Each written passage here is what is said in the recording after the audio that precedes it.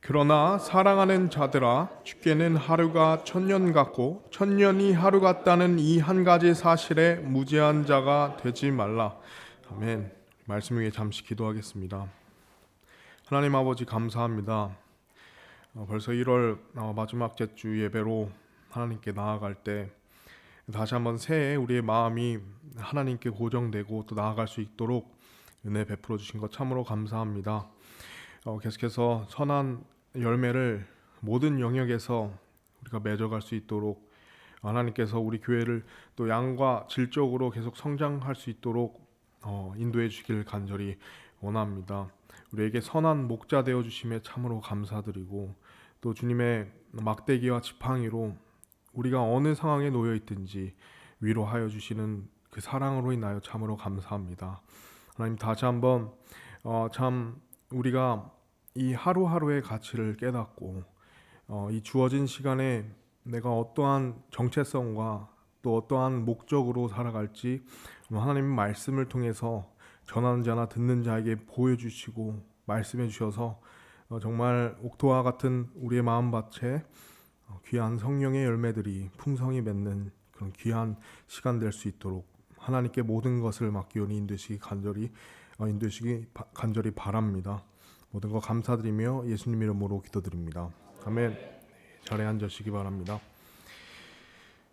네, 오늘까지 그래서 함께 우리 데일리 리스트라 하죠. 우리가 매일 체크해야 되는 부분, 우리가 지난 이제 3주 동안 내용을 살펴보면요, 맨 처음에는 이제 개인의 삶에서 그리스도인으로서 이제 개인적으로 내가 체크해야 될 것이 무엇인가 해서 누가복음 9장 말씀을 통해서 우리가 매일 우리가 날마다 죽는 것, 그죠? 우리가 날마다 죽고, 그다음에 두 번째는 자기 십자가를 지고 우리 주님 되시는 주님을 따르는 것, 이것이 과연 우리가 매일의 삶에 체크돼야 되는 부분이라 우리가 말씀을 통해서 나눴었습니다. 이어서는 다음 주엔 저번 주에는요, 우리 교회 지체로서 가장 처음 부분 사도행전 2장 말씀을 통해서 날마다 그들이 한 마음이 되었다. 근데 참 물리적인 한계를 넘어서 그들이 한 마음이 될 수 있었던 이유는 영적인 모임이었고 예수님께서 그 교회를 향하신 목적이 한 마음 한 입으로 하나님을 찬양하기를 원하셨기 때문에 그 모든 일들이 가능했다는 것입니다. 그래서 한 마음이 되었다는 것은 결국에는 모든 사람이 한 교회 지체로서 한 사람 한 사람이 그리스도를 높이고 교회가 그리스도께 집중할 때 한 마음이 될 수 있다는 것을 배웠었습니다. 저 개인적으로도 참 은혜가 되고 도전이 되는 말씀이었습니다. 오늘은 계속해서 교회가 날마다 행했던 모습들을 우리가 살펴보도록 하겠는데요. 우리의 이 개인의 삶 가운데서 또 교회 지체로서 이제 우리가 어떤 부분을 말씀을 통해서 우리가 볼 수 있는지 함께 살펴보기를 원합니다. 첫 번째로 우리가 보실 부분은요, 매일 교회로서 우리가 해야 될 부분은 바로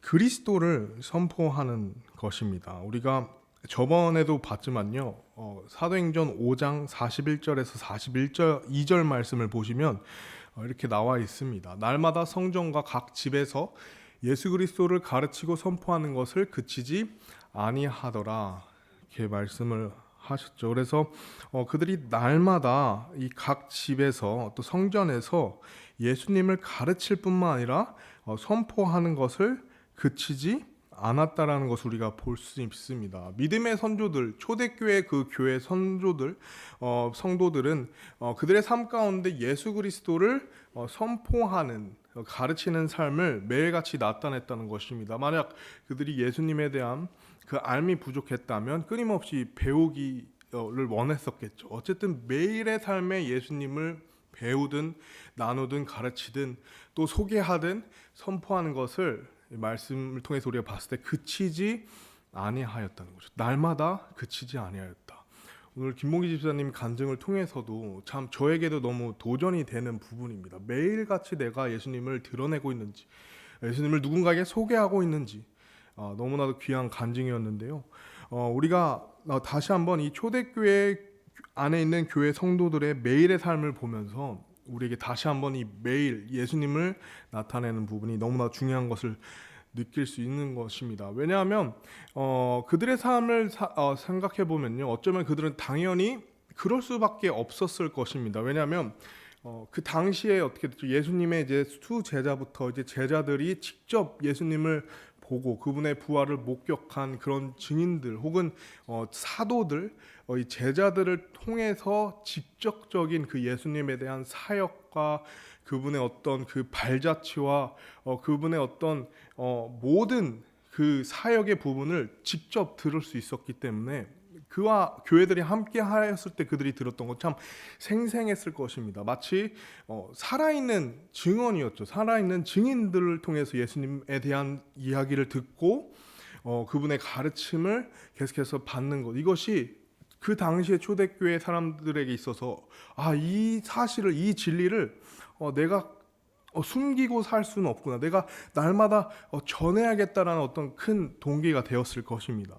또 우리가 초대교회의 모습을 생각을 해보면요, 또 다른 부분이 있다면 바로 그 교회 안에 수많은 기적과 그런 은사들이 계속해서 일어났다는 것을 이제 그 초대교회 성도들은 계속 보았다는 것이죠.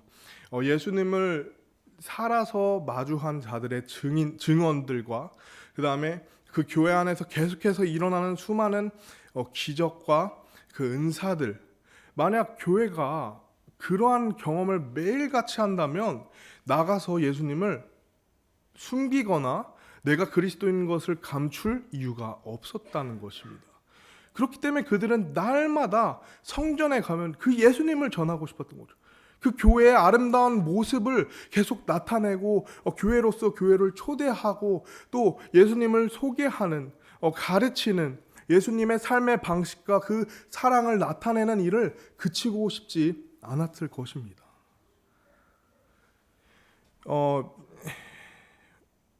저도 참 오늘날 살아가면서 개인적으로 또 바라는 부분이고 또 함께 이뤄갔으면 하는 마음이 바로 이런 부분인 것이죠. 날마다 예수님을 우리가 각 삶에서 영역에서 가르치고 또 소개하고 선포하고 또 예수님을 배우는 그 일이 그쳐지지 않았으면 하는 것입니다. 비록 오늘날 우리는 직접 그 초대교회 성도들처럼 살아있는 증인들을 통한 증언을 듣지는 못합니다. 또 교회의 여러 가지 기적, 다른 은사들, 직접적으로 볼 수 있는, 경험할 수 있는 그런 기적과 은사를 지금 현 시대에서는 볼 수 없습니다. 우리가 사실은 그렇기 때문에 우리가 참 더 직접적인 그런 어떤 경험과 그런 증언들을 우리 듣는다면 참 초대교회 성도들처럼 날마다 그렇게 할 수 있지 않을까라는 마음이 들 수 있지만 사실은 그렇지 않습니다. 오히려 참 더 확실한 것을 우리가 갖고 있다는 것입니다. 우리가 더욱더 분명하게 볼 수 있고요, 우리가 더욱더 확실하게 예수님을 증거할 수 있는, 예수님을 가르칠 수 있는, 선포할 수 있는 것을 우리가 갖고 있는 이것은 바로 66권에 완성된 성경 말씀입니다. 사실은요, 우리가 초대교회의 그 경험들 혹은 그 일이 있다면 나 진짜 할 수 있을 텐데라 생각할 수 있지만 어쩌면 우리가 가진 이것이 더 확실하고요, 더 명확합니다. 우리가 이 기적과 은사를 생각해 보면요, 모든 기적과 은사, 초대교회에서 일어났던 그 기적들에 대한 최종적인 그 목적과 방향성이 있었습니다. 기적을 하나님께서 허락하신, 그 시대에 허락하신 이유가 있고요, 각 사람마다 다양한 은사들이 있었던 그런 목적과 이유가 있다는 것인데, 그것이 사실은 이 신구약 성경 말씀의 완성을 위한 것이었습니다. 그러니까 대언의 말씀 또한 완성된 말씀이 없으니 예수님을 증거하기 위해서 은사가 필요했던 것이죠. 또 그런 기적들을 통해서 하나님이 살아계심과 그들의 그 사도들의 권위를 세워갈 수 있었던 것입니다.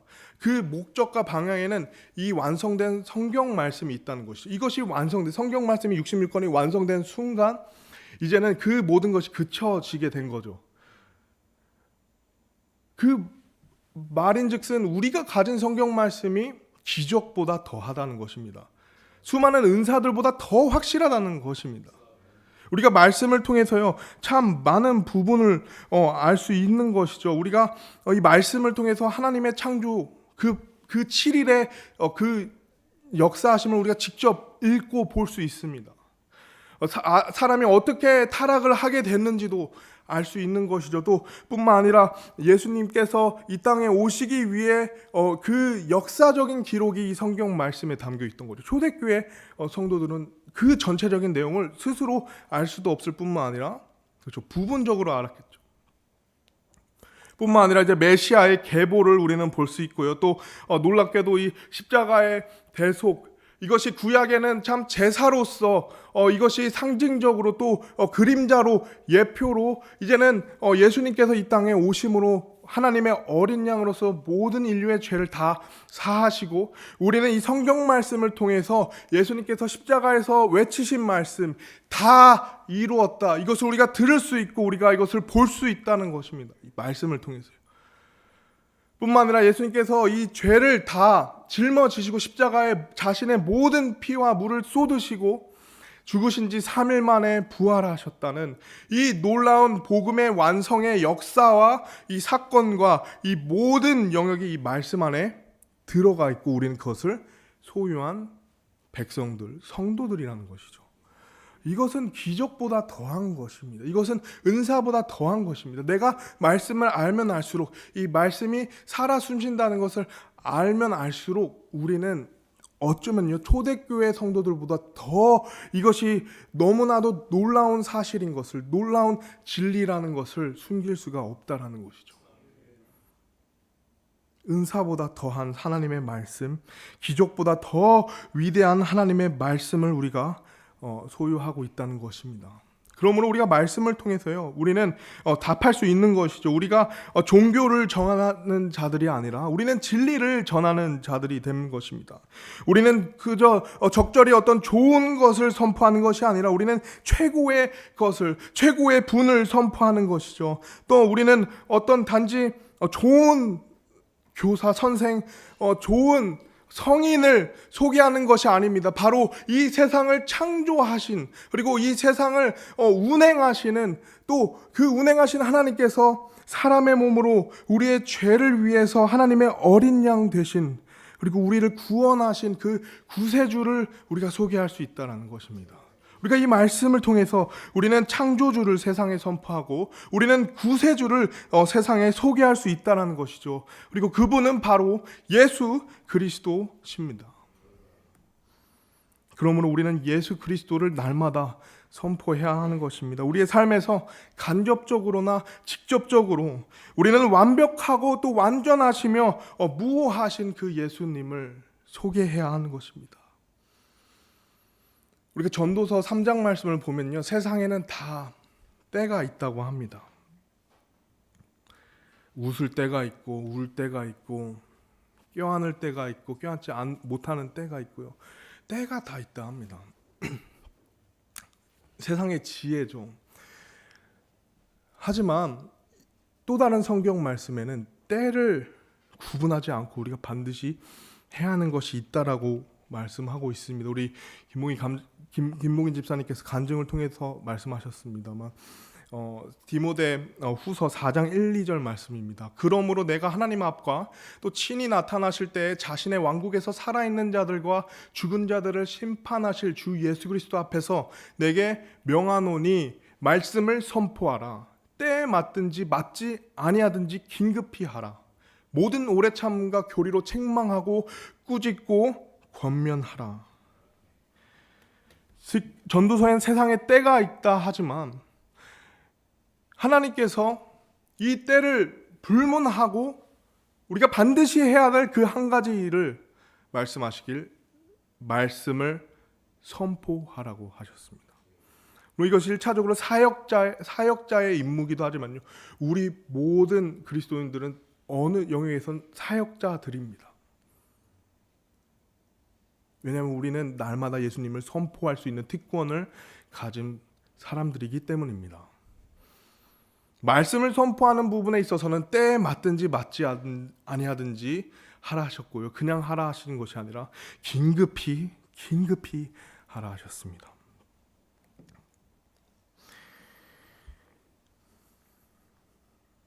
그렇기 때문에 이 예수님에 대한 우리의 이 마음이 더욱더 긴급해질 뿐만 아니라 더욱더 확실해질 수 있어야 하는 것입니다. 단순히 저도 이렇게 강대상에서만 예수님을 드러낸 것이 아니라 나의 삶을 통해서 간접적으로든 직접적으로든 우리가 사회에서 또 교회 안에서도 우리가 예수님을 드러내야 되죠. 너무 중요한 부분입니다. 그러나 우리가 어느 곳에 있든지 우리는 항상 예수님을 드러내고 또 소개할 준비가 되어 있어야 하는 것입니다. 우리가 또 다른 말씀을 보면요, 예수님이 어떤 분이신지 너무나도 잘 나와 있는 부분이 있습니다. 바로 골로새서 1장 14절부터 18절까지 말씀인데요. 그 이후의 말씀들도 사실 너무 보게 되지만 우리가 시간상 14절부터 18절까지 말씀을 보시겠습니다. 이는 그분 안에서 우리가 그분의 피를 통해 구속 곧 죄들의 용서를 받았도다. 그분께서는 보이지 아니하시는 하나님의 형상이시요 모든 창조물의 처음 난 자이시니 이는 그분에 의해 모든 것이 창조되었기 때문이라. 하늘에 있는 것들과 땅에 있는 것들, 보이는 것들과 보이지 아니하는 것들, 그것들이 왕자들이든 또 통치들이든 권력들이든 권능들이든 모든 것이 그분에 의해 창조되었고 그분을 위해 창조되었느니라. 그분께서는 모든 것보다 먼저 계시고 모든 것은 그분에 의해 존재하느니라. 또 그분께서는 여기서 그치지 않습니다. 또 그분께서는 몸 곧 교회의 머리시니라. 그분께서 시작이시요 죽은 자들로부터 처음 난 자시니 이것은 그분께서 모든 것 가운데서 으뜸이 되려 하심이라. 죄들의 용서 또 그 구속을 완성하신 그 예수님께서는 하나님의 말씀을 통해 스스로 말씀하시기를 나는 이 모든 세상을 창조하였고 이 모든 세상의 모든 것은 나에 의해서 나를 위해서 존재할 뿐만 아니라 나는 그런 창조주로서 존재하는 것뿐만 아니라 더 중요한 것은 이 교회의 머리로서 이 세상의 모든 우주 만물의 모든 것에 으뜸이 되는 분이신 것을 우리에게 보여준다는 것이죠. 우리가 그분을 알고 있다는 것입니다. 우리가 그분을 소개해야 한다는 것입니다. 우리가 오늘 내 삶에서 내 안에서 밖으로 이 예수님이 드러나고 또 그분을 소개할 준비가 되어야만 한다는 것이죠. 그들은 날마다 이 예수님을 선포하였습니다. 사실 직접적으로 가서 선포하기를 주저하지 않았던 것이죠. 여전히 그 예수님께서는 오늘날 우리에게도 동일한 분이십니다.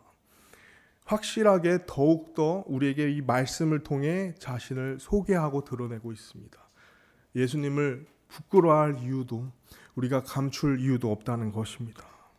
두 번째로 우리가 볼 것은요, 교회 지체로서 우리에게는 성경을 매일 탐구하라고 말씀하고 있습니다. 우리가 잘 알고 있는 사도행전 17장 11절 말씀 보면요, 이들은 데살로니가에 있는 자들보다 더 고귀하여 온전히 준비된 마음으로 말씀을 받아들이며 그것이 그러한지 알아보려고 날마다 성경 기록들을 탐구함으로.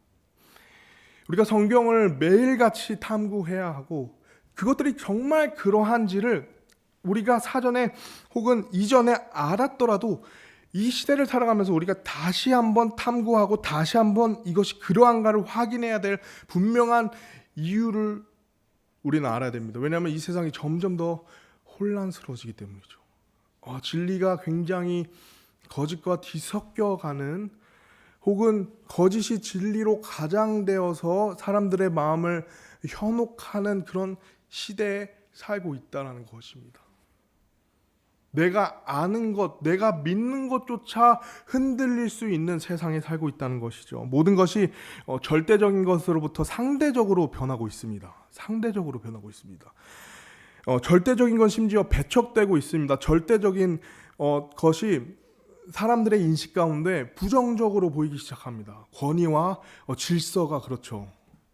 참으로 놀랍습니다. 이런 일이 어떻게 일어날 수 있을까? 모든 권위와 질서가 평등이라는 것으로 인해서 차별로 바뀌고요. 그것이 독재로 바뀔 수도 있다는 것입니다. 우리가 그런 혼탁스러운 세상에 살고 있다는 거죠. 우리도 모르게 영향을 받고 우리도 모르게 그들이 원하는 시선으로 관점으로 볼 수 있는 그런 세상에 살고 있다는 것이죠. 물론 권력이나 이런 것 질서들이 남용되는 것은 성경에서도 주의해야 함을 항상 보여주고 있습니다. 밸런스가 너무 중요하죠. 그렇다고 모든 것이 꼭 모든 권위와 질서가 꼭 잘못됐다 이렇게 해서도 안 될 것입니다. 왜냐하면 세상이 혼탁되고 또 혼란스러워질 수 있지만 우리가 이 사실 기억해야 되는 이유는 바로 진리는 여전히 진리이기 때문입니다. 진리는 변하지 않는다는 것이죠.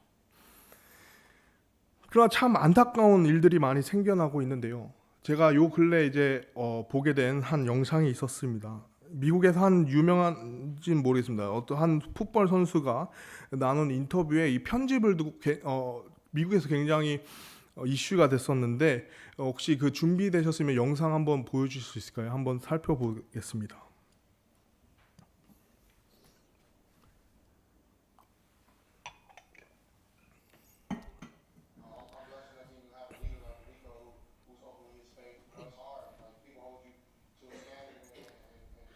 이제 인터뷰에서 자신이 그리스도인임을 당당히 드러내는 부분입니다. 그 다음에 이제 인터뷰가 중요한데요.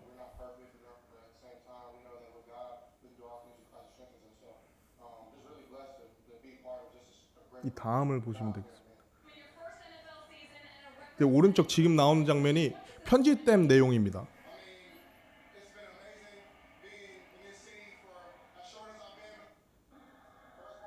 원본 내용은 이 부분이 들어갑니다.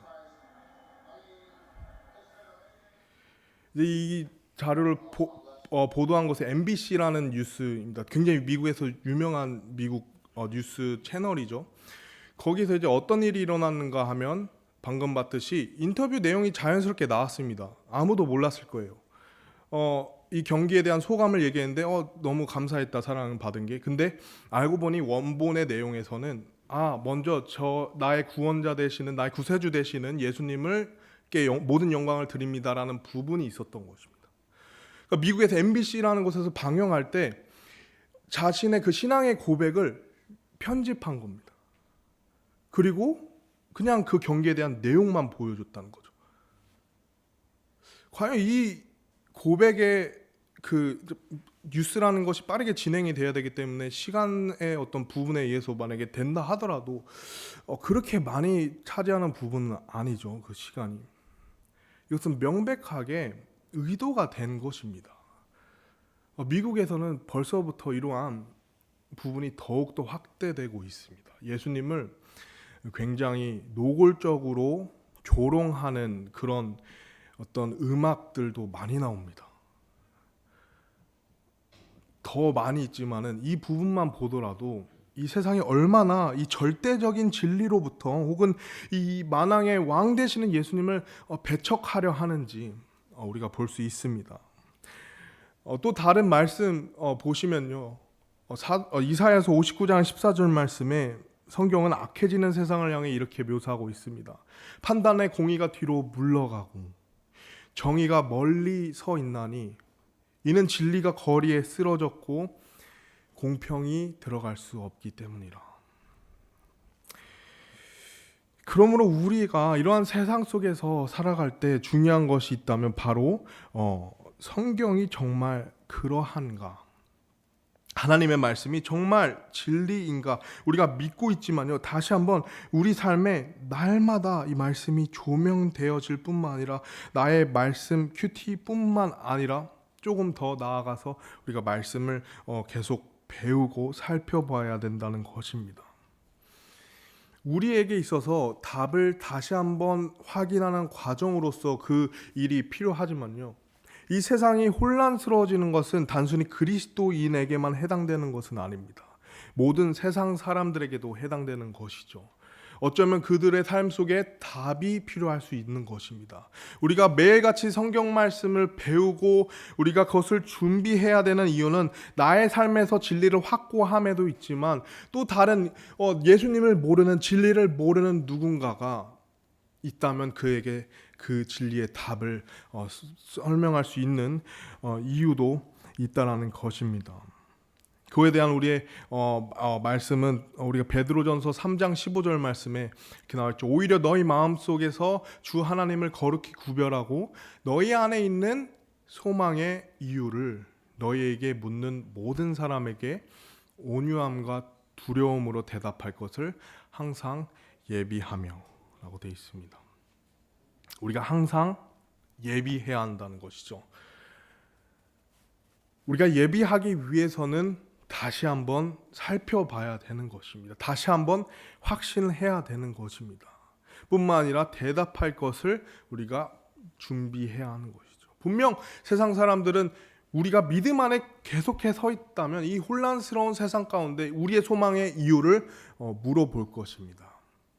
그때 우리는 우리 진리를 전해야 하는 것이죠. 또 다른 말씀을 보시면요, 디모데후서 2장 15절 말씀인데요, 너는 진리의 말씀을 바르게 나누어 너 자신을 하나님께 인정받은 자로 부끄러울 것이 없는 일꾼으로 나타내도록 연구하라 라고 되어 있습니다. 이것은 단순히 이 말씀을 배우는 신학자나 사역자에게 해당되는 것이 아니라 모든 그리스도인들이 이 하나님의 말씀을, 진리의 말씀을 바르게 나누어서 이것을 부끄러울 것이 없는 일꾼으로 나타내도록 계속해서 연구해야 되는 것입니다. 우리가 날마다 그리스도를 선포한다면, 두 번째로 우리가 매일같이 우리는 말씀을 끊임없이 연구해야 하는 것입니다. 탐구해야 하는 것입니다.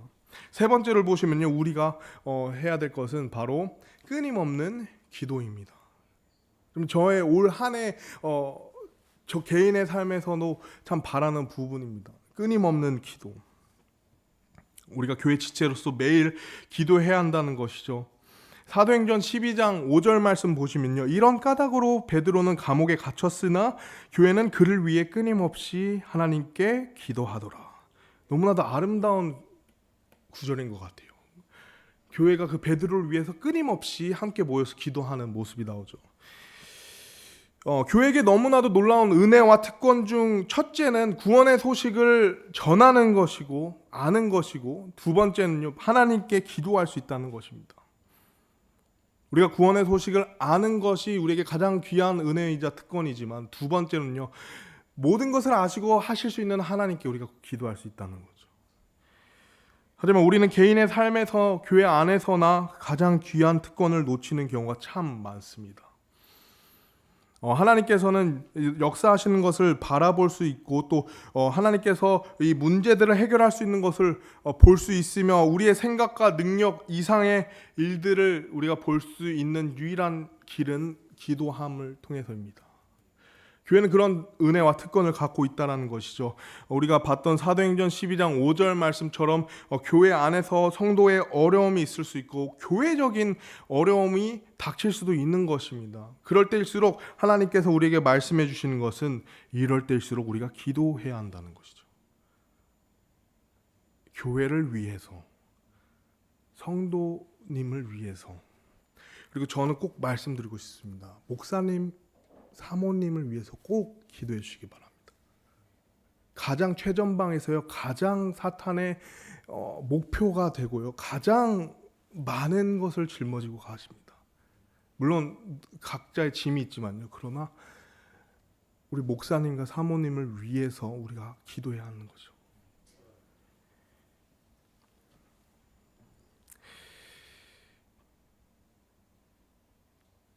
그렇기 때문에 기도는 우리의 특권이며 또 사역의 이유가 되는 것입니다.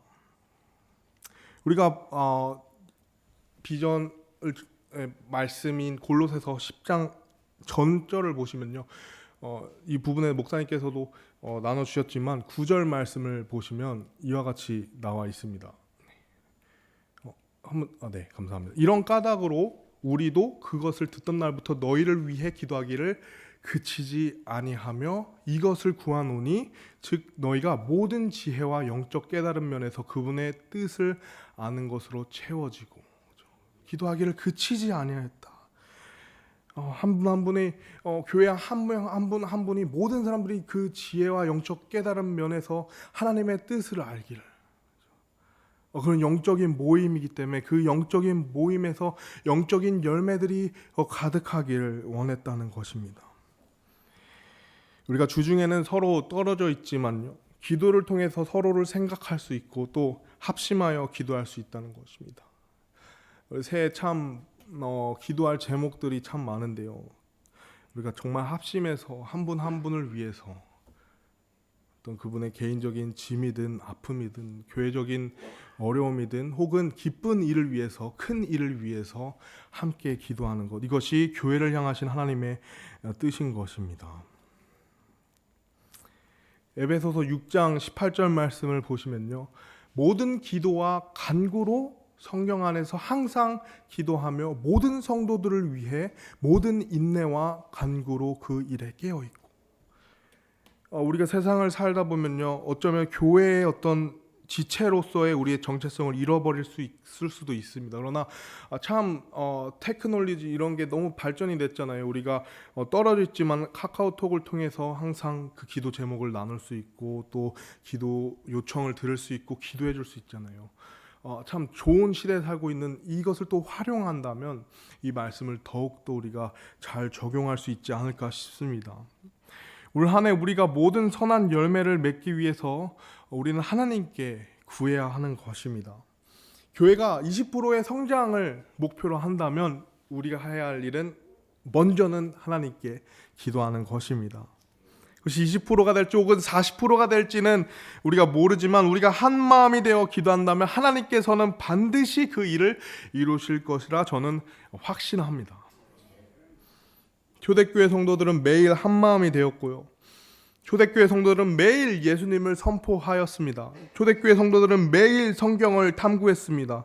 초대교회 성도들은 매일 끊임없이 기도했습니다. 그리고 마지막으로 우리는 매일 하나님께서 초대교회에게, 오늘날 교회에게도 역사하셨다는 것을 볼 수 있습니다. 그리고 그 역사하신 그 한 가지 일을 볼 수 있습니다. 마지막으로 보실 때 매일 교회로서 우리는 영혼을 구령해야 한다는 것이죠. 이거에 대한 말씀은 사도행전 2장 47절에 나와 있습니다. 하나님을 찬양하며 온 백성에게 호감을 얻으니, 다 같이 읽을까요? 시작. 주께서 구원받아야 할 자들을 날마다 교회에 더하시니라. 아멘. 주께서 구원받아야 할 자들을 날마다 교회에 더하시니라. 우리 교회에 참 소망이 되었으면 좋겠습니다. 날마다 교회에 하나님께서 구원받아야 할 자들을 더해 주시기를 원합니다. 우리가 매일 한 마음이 된다면, 우리가 날마다 예수님을 전한다면, 우리가 매일같이 성경을 탐구하고 연구하고 은혜를 받는다면, 가까이 한다면, 또 날마다 서로를 위해 기도하고 또 큰 일을 위해 간구하고, 이 모든 것이 날마다 우리의 삶 속에서 이루어질 때 하나님께서도 매일같이 역사하신다는 것이죠. 놀랍게도 하나님께서는 우리가 그렇게 하지 않더라도 매일같이 하시는 분이십니다. 저는 그것을 인해 참 감사를 드립니다. 우리의 연약함과 한계를 아시는 하나님께서 우리의 연약함을 아시고 일을 안 하시는 분이 아니라 그럼에도 불구하고 매일같이 일해 주시는 분이죠. 근데 우리가 매일같이 한 마음이 된다면, 우리가 초대교회처럼 매일같이 그 일을 꾸준히 이뤄간다면 우리가 할 수 있는 것은 매일 그렇게 우리가 하든 하지 않든 행하시는 하나님의 모습을 우리가 발견할 수 있다는 것입니다. 이것이 참 의미가 있는 것이죠. 우리가 하나님을 향해 초점이 맞춰졌을 때 하나님은 매일같이 하시지만, 우리가 보든 보지 아니하든 하시는 하나님을 우리가 함께 볼 수 있다라는 것이죠. 이 세상이 우리의 시선을 빼앗고 다양한 목소리들로 말씀에 집중하기 어려운수록 우리는 먼저 이 하루의 가치를 우리 삶 속에서 깨달을 뿐만 아니라, 이 소중함을 알 뿐만 아니라 개인적으로 먼저 내 삶에 나의 십자가를 지고 주님을 따르면서 이제는 교회의 지체로서 서로가 견고히 밀착되고 더 하나가 되어서 유기적으로 지체로서 우리의 머리 되시는 예수님의 이 명령에 우리가 준비가 된다면 예수님께서 교회를 통해서 편하게 일하실 수 있다는 것이죠. 그리고 그 일의 최종적인 목적, 열매는 영혼 구령인 것입니다. 그렇기 때문에 참 사도행전 말씀을 보면서 너무 큰 복이 되었었습니다. 올 한 해 우리가 모든 것에서 선한 열매를 맺는 것이 다시 한번 우리의 공통된 사명과 비전인 것을 기억하고 우리가 한 팀으로서 한 지체로서 개인적으로 옆에 보시면서 우린 한 팀인 것입니다. 한번 옆에를 둘러보시면요, 우린 한 팀인 것입니다. 예, 한 팀입니다. 우리. 옆에 분이 좀 나랑 잘 안 맞는다 생각하시더라도 천국에서 영원히 보실 분들입니다. 예. 그 정도로 우리는 하나가 될 수 있고 또 한 사명을 갖고 있다는 것이죠. 우리가 참 권위와 질서를 통해서 우리의 이 역할이 크든 작든 오직 예수님만을 높이자라는 그 마음이 공통적으로 된다면 어쩌면 인간적인 질투나 서운함이나 어려움이나 이런 것들이 조금은 낮춰질 수 있을 거라 생각합니다. 저도 사람인지라 서운할 때가 많습니다. 저도 사람인지라 질투 날 때도 많아요. 모든 인간은 다 똑같은 것 같습니다.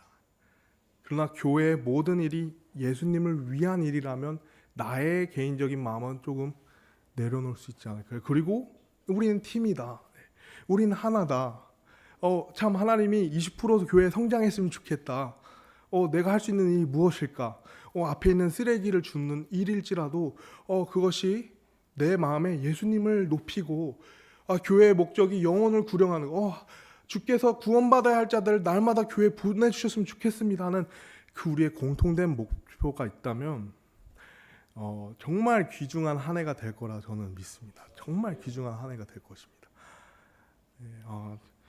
그래서 오늘까지 저희가 교회에 매일 우리가 체크해야 될 리스트로서 여러 가지 부분을 살펴보았습니다. 계속해서 우리 목사님을 위해서 또 사모님 위해서 기도해 주시고 집사님들 위해서 기도해 주시고요. 우리 한 마음이 되어서 초대교회의 모습이 우리 승리성서 침례교회에서도 아름답게 나타내는 한 해가 되었으면 좋겠습니다.